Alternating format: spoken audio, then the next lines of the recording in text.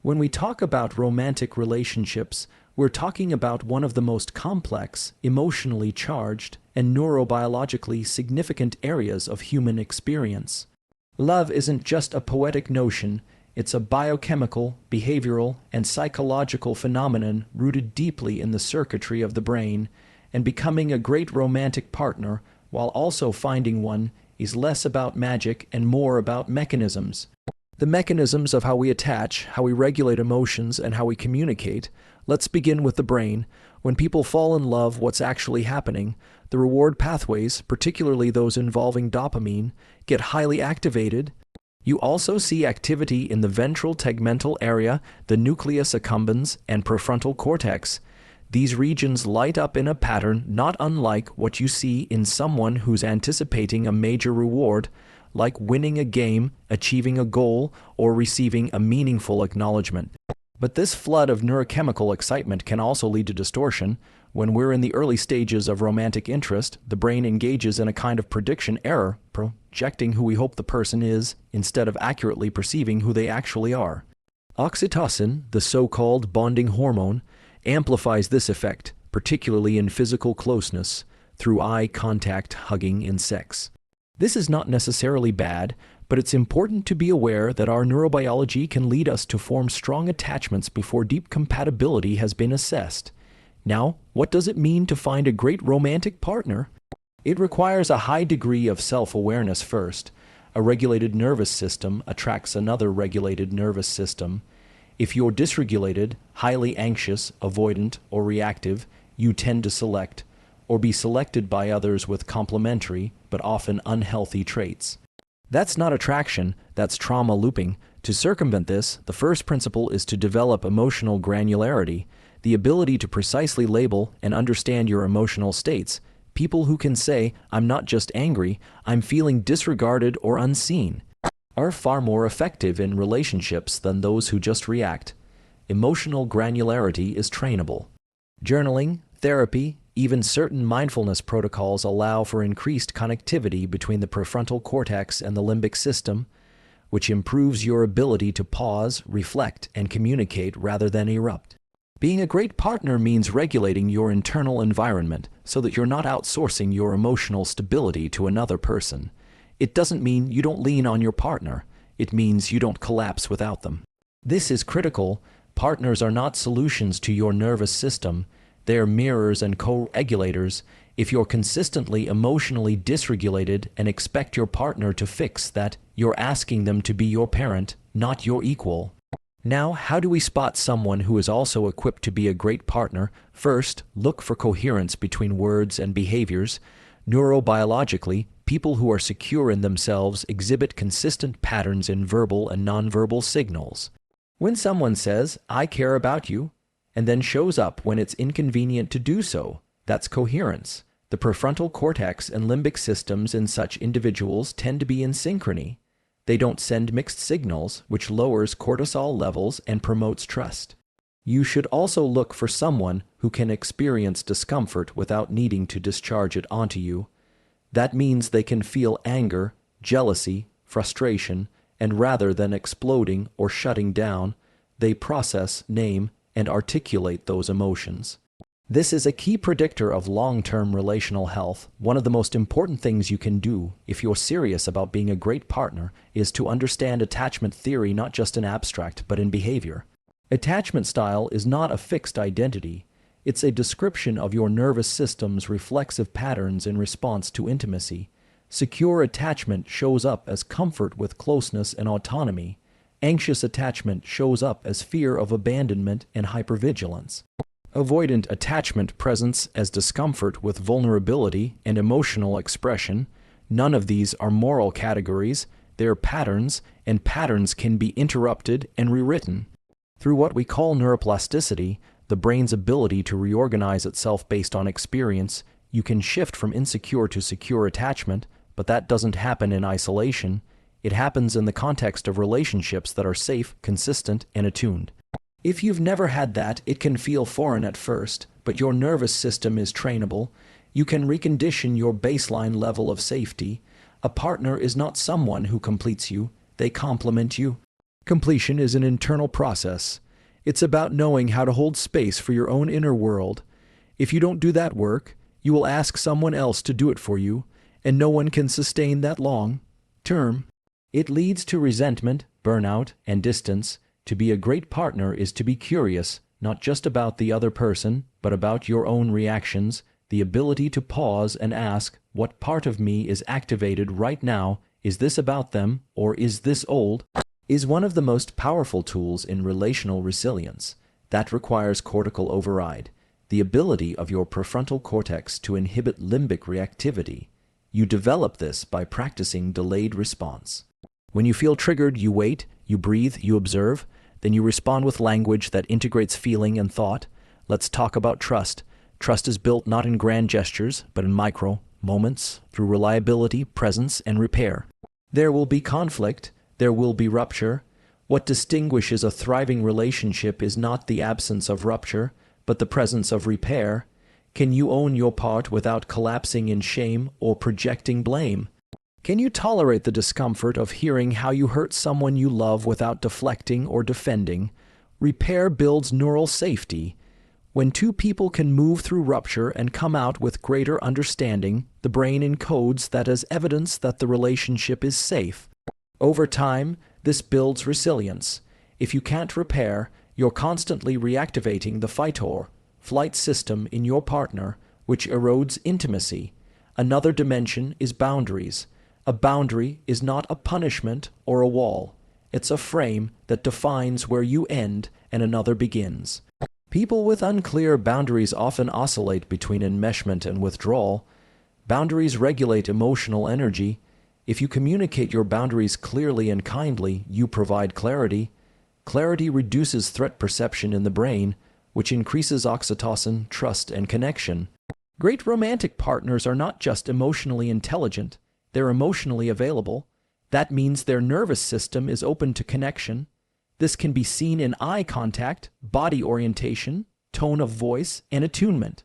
These are not soft skills, they're physiological expressions of safety and presence. When someone is attuned, they notice your micro-expressions. They're not just listening to respond, they're listening to understand. Their mirror neurons are active. Their body is regulating with yours in real time. We are, as a species, wired for connection, but we also have survival circuits that interpret risk. One of the most common obstacles to intimacy is hypervigilance, scanning for signs that we're going to be hurt. If you've been betrayed, abandoned, or abused, your amygdala is likely overactive in relationships. You might mistake distance for disinterest or calm for coldness. Part of your work, if you want to be a great partner, is learning how to calm the amygdala through presence, breath, and narrative reframing. This is not just psychology, it's neuroscience. When you name a feeling, it recruits the prefrontal cortex and decreases amygdala activation. That's why reflective dialogue is so powerful. You literally change your brain when you communicate consciously. Now let's talk about desire. Sustaining romantic attraction over time requires novelty, but not novelty in the superficial sense. It's not about changing outfits or locations, it's about growing. People are most attracted to their partners when they witness them evolving, engaging with life, pursuing purpose. When you're deeply engaged in your own development, intellectually, physically, emotionally, you bring new energy into the relationship. That's why purpose matters. A partner is not your purpose. They should support and amplify your purpose, just as you support and amplify theirs. When both people are aligned with their individual paths and come together in mutual appreciation, the relationship becomes a site of expansion, not contraction. Communication is where it all plays out. Not just what you say, but how you say it. Tone, pacing, presence, and timing all impact how the message is received. Neurochemically, a calm tone of voice reduces cortisol in your partner's brain. Eye contact increases oxytocin. When you sit side by side rather than face to face during difficult conversations, it reduces perceived threat and allows for more vulnerability. These are practical, science-backed ways to build closeness. And finally, empathy. True empathy is not about fixing, advising, or even agreeing. It's about presence, being with someone in their experience without needing to change it. This activates the brain's social bonding networks and reinforces the safety of the relationship. You don't have to understand everything your partner feels, you just have to care that they feel it. Becoming and finding a great romantic partner is not about perfection, it's about presence, curiosity, regulation, and growth. It's about taking full responsibility for your side of the emotional field, while choosing someone who's willing and able to do the same. Love is not a static state, it's a dynamic, evolving, and deeply embodied experience. And it's available to those who are willing to do the inner and relational work it demands. There's another essential component to consider when we look at lasting romantic partnerships: neurochemical compatibility and lifestyle synchrony.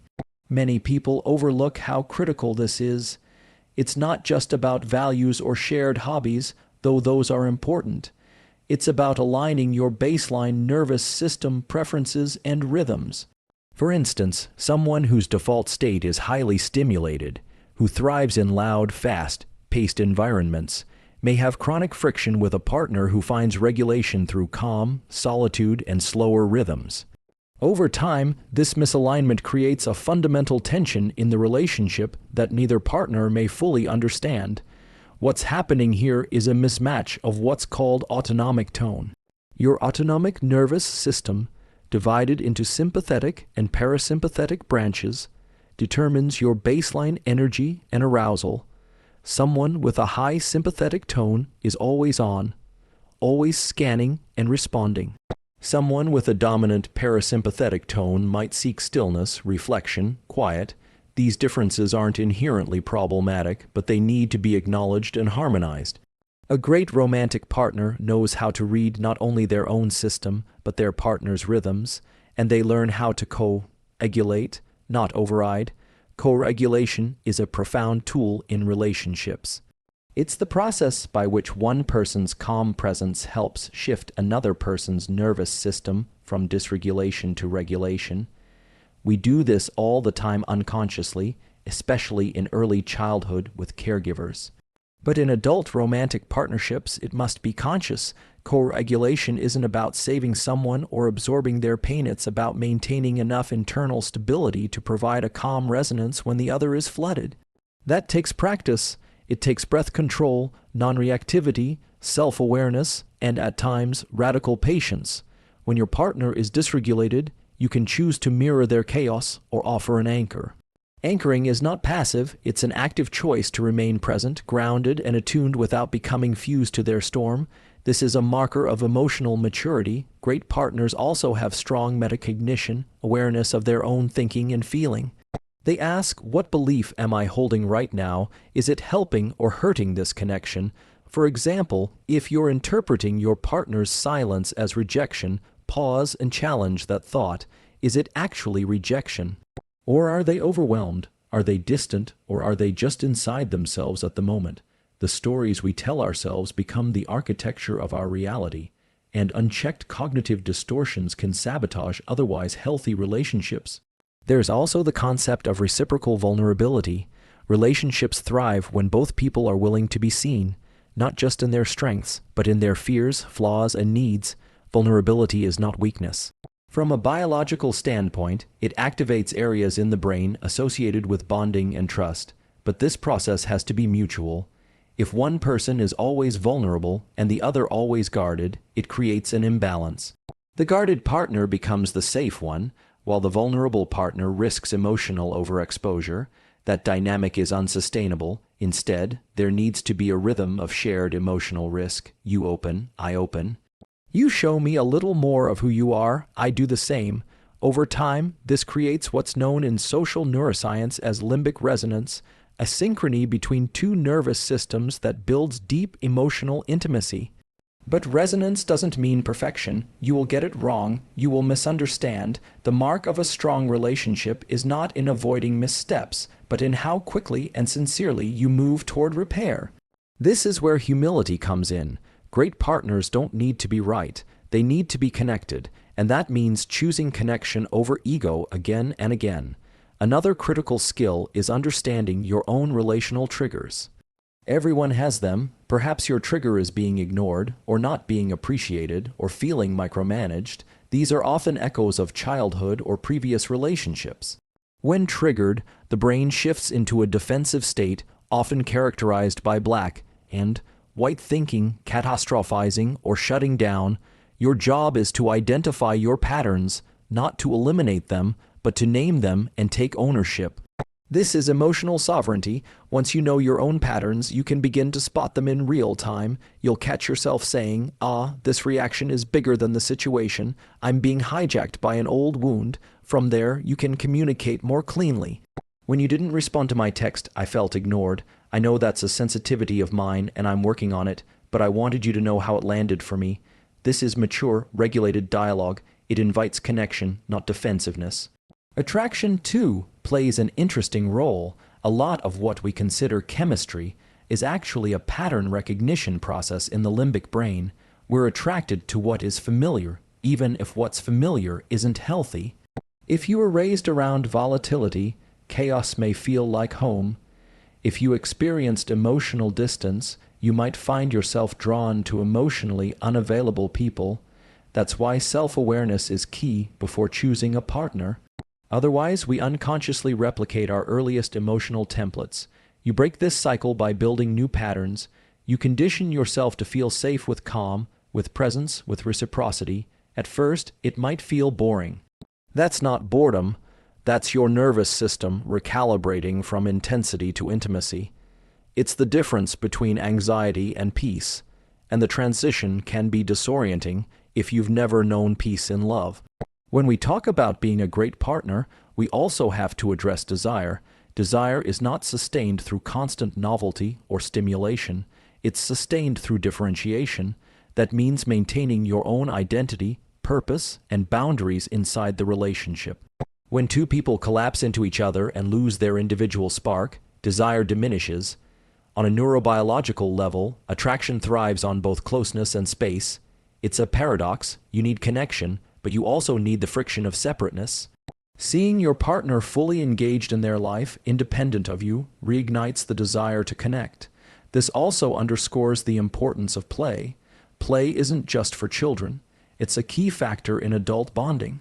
Play activates dopamine and increases emotional openness. Couples that engage in regular, unstructured, joyful activities together have higher satisfaction and longevity. It doesn't have to be extravagant. It can be laughing at a shared joke, dancing in the kitchen, or being silly without judgment. Play signals safety, and safety is the foundation for depth. Listening is another underestimated tool. Deep listening, not just hearing words, but tuning into tone, pace, emotion. When you really listen, you turn off your internal dialogue and attend to the other person's inner world. This sends powerful signals of respect and validation. It tells your partner, you matter, your thoughts and feelings are safe here. Often when we listen, we're actually preparing to respond. That's not listening, that's waiting. Real listening is still, curious, and open-ended. It invites more sharing. When someone feels truly heard, they soften. Their defenses lower, connection flows. To be great in love, you also need to master the art of pausing. Not everything needs an immediate reaction. In fact, when emotions are high, the prefrontal cortex, the seat of logic and reflection, goes offline. Pausing restores it. In those few seconds of intentional breath or silence, you give your higher brain time to come back online. From that place, you can choose your words and actions consciously, rather than being led by fear or anger. Some of the most powerful moments in a relationship are the ones where you pause instead of react, where you lean in instead of walk away, where you choose grace over judgment. These are small decisions that create a profound culture in a relationship. Great partners also invest in shared meaning. This means more than just enjoying each other's company. It means creating a shared story. What are you building together? What values do you live by? What rituals do you maintain? These elements provide coherence. They give the relationship a spine. Rituals, even small ones, regulate the nervous system and build predictability. A good night message, a weekly walk, morning coffee. These simple acts create anchors, and when life gets chaotic, those anchors hold the connection steady. There's also the role of forgiveness. No relationship is immune to pain, but the capacity to forgive, when sincere remorse and accountability are present, is essential. Forgiveness is not forgetting, it's the decision to no longer let past pain poison future potential. From a biological standpoint, forgiveness lowers stress hormones, improves immune function, and reopens the circuits of trust. But forgiveness has to be earned, not assumed.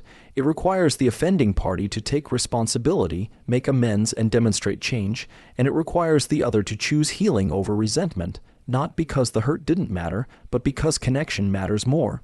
Romantic partnership is not the answer to all life's challenges, but it is a crucible in which we are asked to grow, to face ourselves, and to become more capable of love. To do this well demands skills, self-awareness, compassion, and resilience. It demands that we evolve not just with another person, but because of them, and that we offer the same gift in return. What's ultimately required is a shift in mindset from love as a feeling to love as a practice. A set of actions and decisions made daily, often when it's hard, a choice to bring your whole self into the space between you and another human being, again and again, with humility, presence, and care. And in the pursuit of becoming or finding a great romantic partner, there's a pivotal layer that's often overlooked: understanding attachment.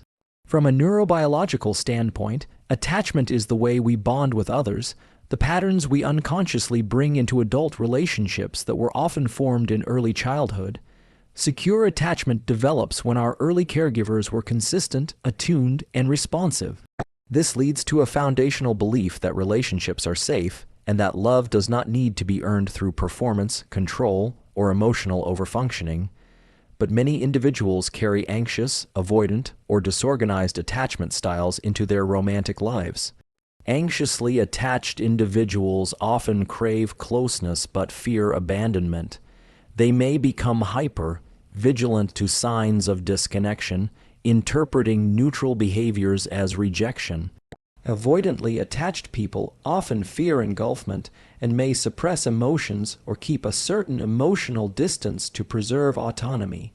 Disorganized attachment, often rooted in early trauma, combines the fear of abandonment and the fear of closeness, leading to chaotic or unpredictable relationship patterns. The key is not to shame these styles, but to recognize them and work toward earned security, where you become aware of your patterns and gradually shift towards secure behaviors through conscious effort, self-regulation, and choosing partners who reinforce safety rather than instability. This shift can be gradual. The brain is plastic. It can rewire through new experiences. If you've been accustomed to relationships that reinforce your fears, entering into one that offers genuine safety may feel foreign or even threatening. That's not because it's wrong. It's because your nervous system hasn't yet learned how to trust it. To be a great partner, it is critical to cultivate self-regulation strategies. When overwhelmed, it's easy to lean on your partner to stabilize you emotionally. But a sustainable relationship balances interdependence with autonomy.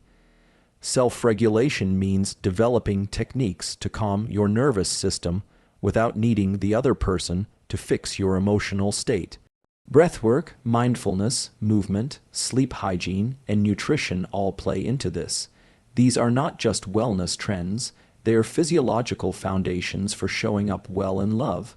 Self-regulation is also what enables you to be present, to stay curious in conflict, and to recover from rupture. And presence is perhaps one of the most powerful gifts you can offer another person. Being fully with someone, not distracted, not solving, not fixing. Just present. When you witness someone in their humanity without trying to shape their experience, you become a container for authenticity. This kind of presence is rare, and it fosters a level of connection that transcends surface-level affection. Equally important is how we speak. The language you use in your relationship shapes the reality of that relationship. Words are not just expressions of thought, they are agents of neural priming. If you consistently frame your partner or your dynamic in negative terms, even internally, your brain begins to scan for data to confirm that narrative. This is called confirmation bias. To interrupt this, practice reframing. Instead of saying, "My partner never listens," try, "I'm feeling unheard right now, and I'd like to understand what's going on." One approach blames, the other invites exploration. One pushes away, the other invites connection. Nonviolent communication is an extremely effective framework in this regard. It emphasizes expressing your observations, feelings, needs, and requests clearly and compassionately.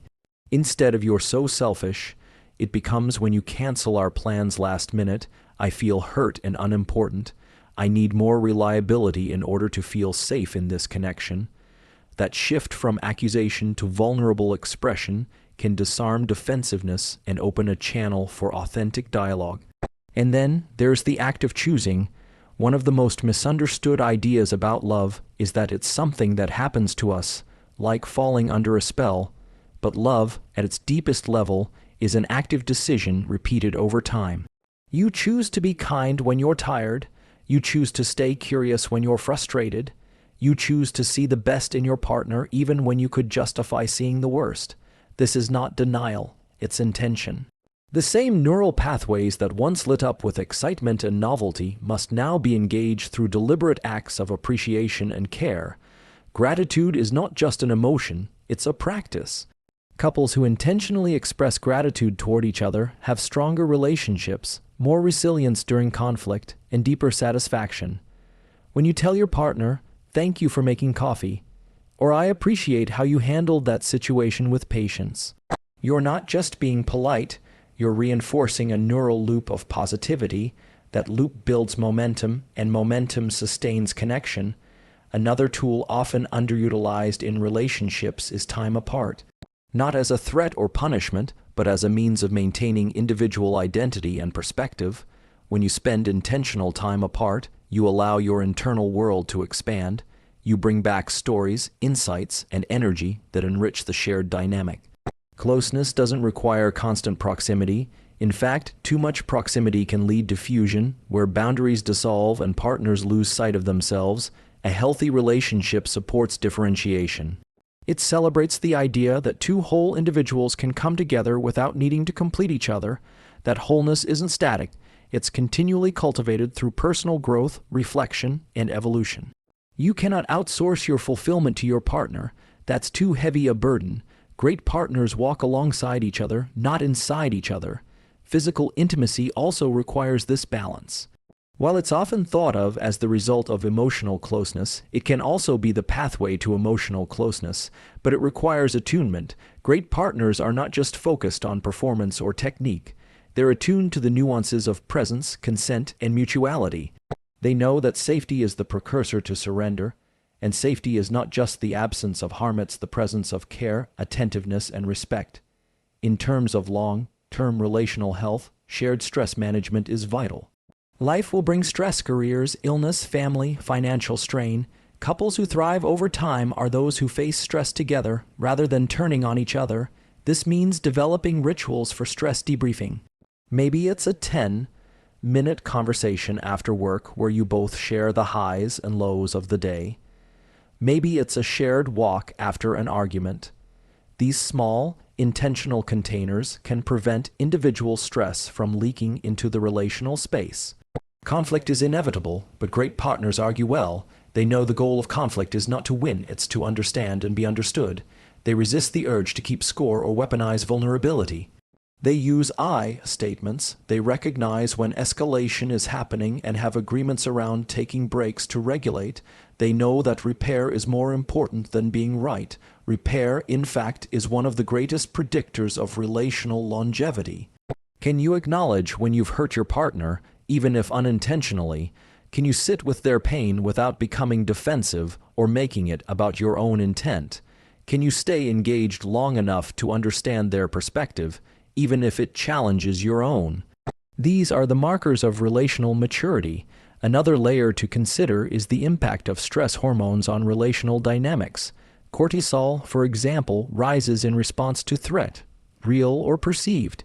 When cortisol levels are chronically elevated, individuals become more reactive, more defensive, and less capable of empathy. Oxytocin, on the other hand, promotes bonding, trust, and cooperation. Activities like physical touch, eye contact, and shared laughter increase oxytocin. So, maintaining healthy relational dynamics isn't just about communication skills. It's also about managing physiological stress. Sleep, nutrition, and exercise play a more significant role in relationship health than most people realize. Poor sleep reduces emotional regulation and increases conflict. Nutritional deficiencies can impair neurotransmitter function and mood stability. Lack of movement leads to stagnation, physically and emotionally. A great partner doesn't just invest in the relationship. They invest in their body and mind so that they can show up with clarity, energy, and openness. The environment you cultivate together also shapes your relational experience. Is your home a sanctuary or a source of stress? Does it support regulation, connection, and creativity? Sensory inputs matter. Light, sound, space, scent, they all influence your nervous system. A great partner co-creates an environment that promotes harmony. And then there's laughter, not the kind that hides pain, but the kind that bubbles up from joy and shared understanding. Laughter releases endorphins, enhances bonding, and diffuses tension. Couples who laugh together regularly have greater resilience. Laughter isn't frivolous, it's medicine, and it's often the bridge between disconnection and intimacy. Great partners are not perfect. They are not endlessly patient or perpetually wise, but they are committed to the process.